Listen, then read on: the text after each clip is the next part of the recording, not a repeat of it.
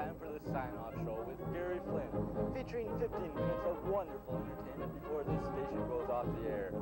Gary's guest this morning will be Mr. A, who will present a new film about Bigfoot, Mr. B, who has a very interesting hobby, and Ms. C, who will sing up a storm. Dr. Schumann and his Bavarian rats provide the music. I'm Mark Torgel, the announcer of this host. And now, here's the host of the sign-off show, Gary Flinn.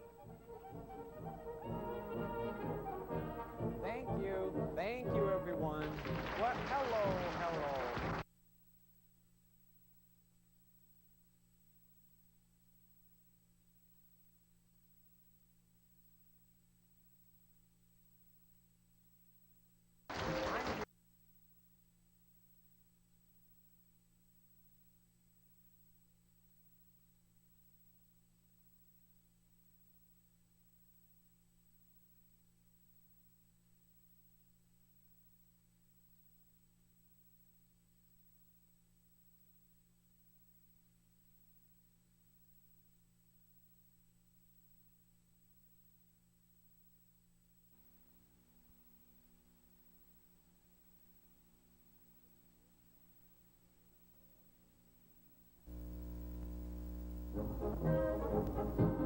Good morning. It's 2 a.m. and it's time for the sign-off show with Gary Flinn, featuring 15 minutes of wonderful entertainment before this station goes off the air.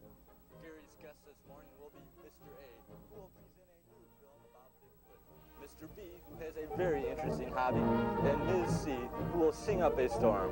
Dr. Schumann and his Bavarian rats provide the music. I'm Mark Torgel, the announcer of this host.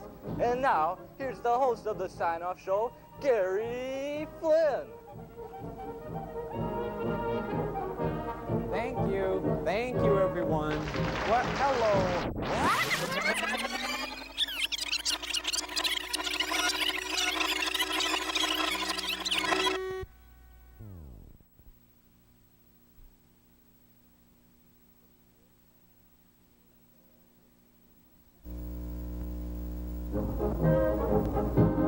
Good morning. It's 2 a.m. and it's time for the sign-off show with Gary Flinn, featuring 15 minutes of wonderful entertainment before this station goes off the air. Gary's guest this morning will be Mr. A, who will present a new film about Bigfoot, Mr. B, who has a very interesting hobby, and Ms. C, who will sing up a storm. Dr. Schumann and his Bavarian rats provide the music. I'm Mark Torgel, the announcer of this host. And now, here's the host of the sign-off show, Gary Flinn. Thank you everyone. Well, hello, Mr. Sign-Off. I'm Gary Flynn, as Mark just mentioned, and we're here for 15 minutes before the station goes off the air. Just one more chance to entertain you while you're still up. And if you happen to be sleeping, and you probably won't hear me if you are, who are you? It's just for fun, you insomniacs. Why would I be up at 2 in the morning? It's simple. I'm being paid to be up at 2 in the morning. Of course, the boss might have second thoughts about paying me after she looked at the latest ratings, but both the boss knows and I know that with the #1 show in this time slot, mainly by default, because this station's the only one left on the air at 2 in the morning. Hey, look who's coming. There's Mark Torgel, my announcer and dumb sidekick. How you doing, Gary? What do you mean, dumb? That's just a figure of speech, Mark. Well, I don't like being called dumb. Well, ladies and gentlemen, we go through this argument a lot, and so... You know, I graduated from high school with honors. I knew that, Mark. So from now on, I will not call Mark my dumb sidekick anymore. Good. I'll call him my smart-ass sidekick. That's worse than dumb. What do you want, Mark? Dumb or smart-ass? Quickly. I'll take dumb. Okay, now that we have that argument settled, we'll go to our first guest. He has a brand new film about Bigfoot that shows once and for all that he exists. In fact, he has a family. We'll see that film this morning. So let's welcome to the sign-off show, Mr. A. How you doing? Sit down right here. Welcome to the sign-off show, Mr. A. Now, when did you take that film? Well, I took it when me and my wife were vacationing on the North Slope of Alaska. Bigfoot just kicked down the cabin door and introduced himself. Yeah, he must have known I was a great photographer because he introduced himself and his family to us and invited himself to dinner. Since I had my trusty 16mm camera along, I just decided to record the event. Okay, we'll see the film now. Can you roll it, George? That's definitely not Alaska. It's Washington, D.C. I can tell from the Jefferson Memorial over there. Hey, where's the Bigfoot film, George? George? Yes, Gary, I'm sorry. They didn't give me the film. What happened to it? I'm not sure. They never gave it to the film man. Oh, well, that was obviously the Star Spangled Banner, which we run after the show. That answers the first question. Now, the second question will be directed to you, Mr. A. Yes, Where sir. is the Bigfoot film? That's right. I brought in my little bag here. In with the open can of Coke. Oh, my God. Oh, my God. Oh I'm my afraid this is a good time to God. run to a commercial. Can you get rid of Oh, Mike? no. Lee, Oh, can my you, God. Can you come out and escort him out of the studio? Okay. Are you ready, Mark? Yeah. Okay, go ahead. During the last 3 months after Elvis Presley's death, you have been bombarded with TV commercials for Elvis records, paintings, posters, pennants, t-shirts, books, and other artifacts.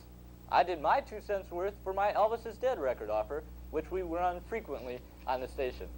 But here's a new offer for a really unique memento of Elvis the man.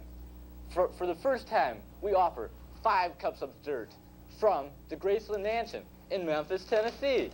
This is genuine Graceland dirt, authenticated by Elvis's father, Vernon Presley.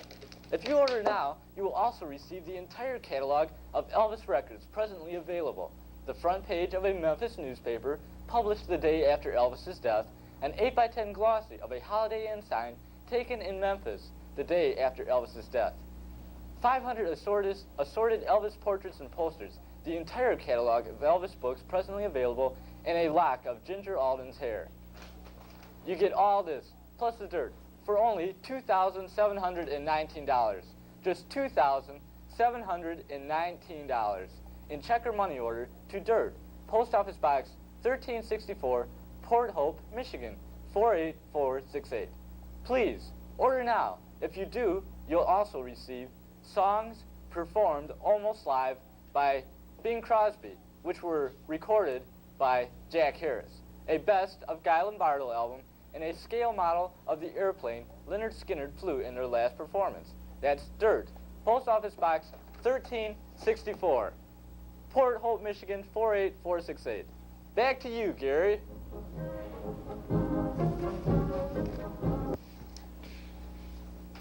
Thank you, Mark, for that obviously wonderful commercial, and I'd like to thank you, Dr. Schumann.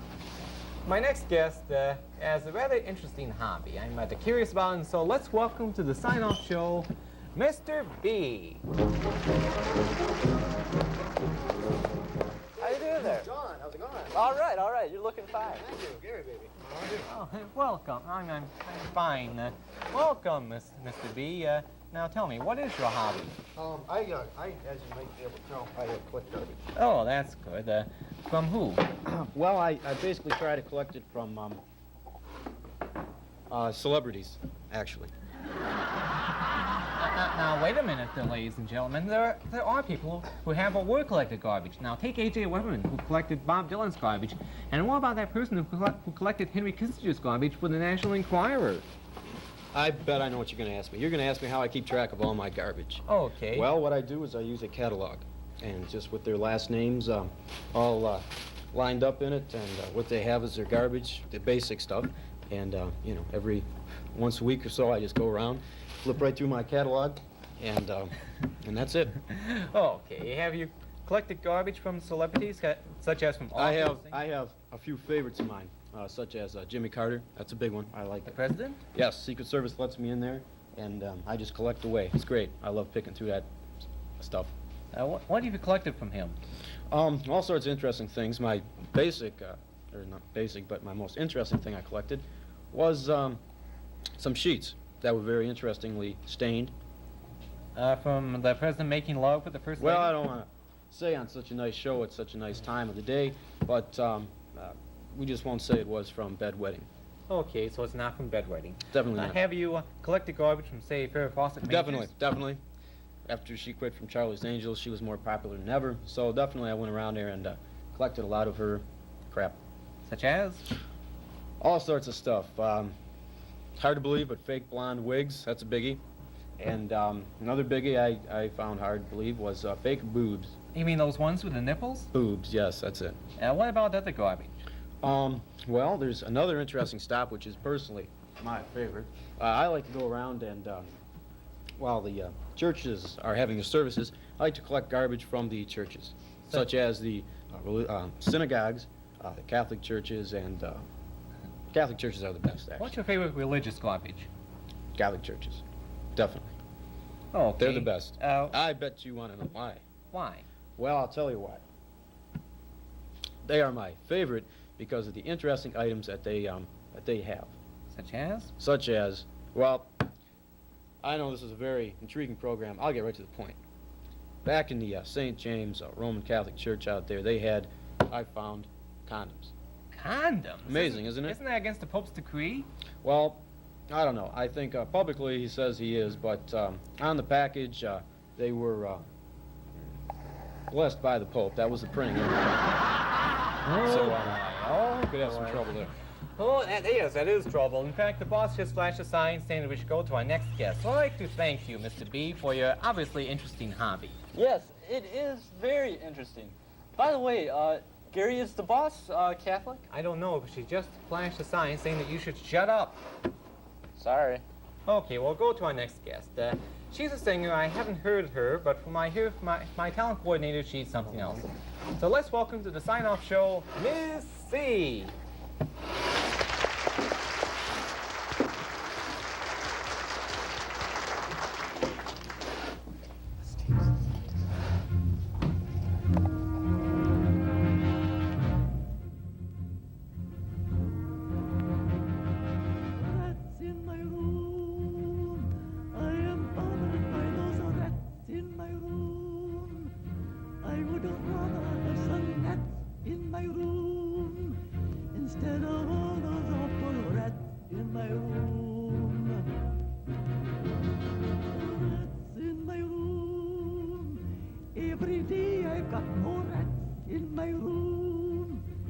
Guess I'd better get some cats in my room so they can handle all those rats in my room.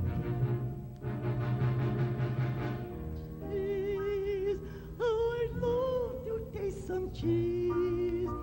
I could accomplish that with ease, except my cupboard's always empty and bare because those dirty little rats have been there. I need those rats in my room. I can't face them, all those rats in my room. I'm afraid that I'll go bats in my room because of all those nasty rats in my room.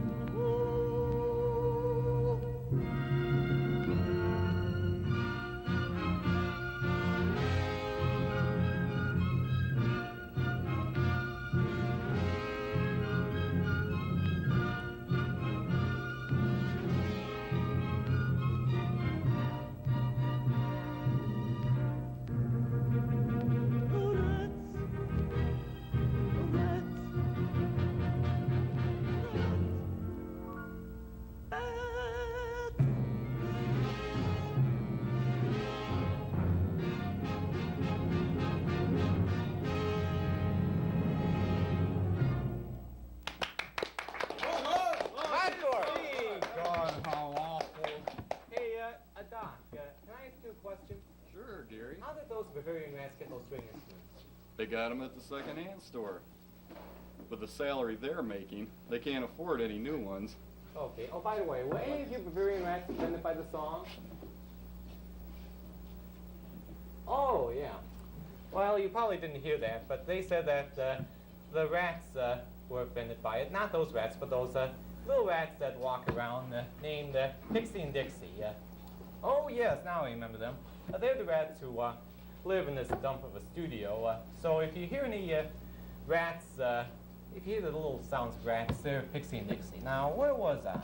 You're supposed to interview me. Oh, sorry about that, Miss C. My first question is, how did you get into singing?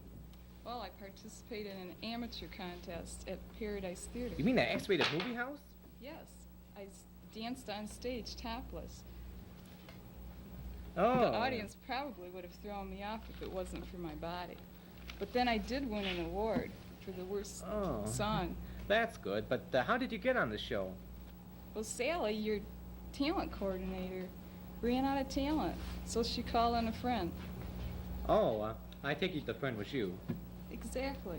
I wanted to do my other act, but she wouldn't let me. Oh, what was it? Dancing. Oh, yeah. Well, we don't have that much time left, so I'll just say goodbye to you, Mr. A, good show. Mr. B, Mark, what can I say? Ms. C, thank you very much. Most of all, I'd like to thank Dr. Schumann. If it wasn't for him, the show wouldn't get off the ground. Hit it, Doc! How are you doing? Hold it, the Bavarian rat's never found Hey! They're gone! All I hear is this circuit recorder. Where is the band? Where's the band? Well, Gary, you the left band out just the whole- decided to go out on strike for more pay. I wish we had time to talk about this, but I'm getting the wrap up cue. So long, everyone.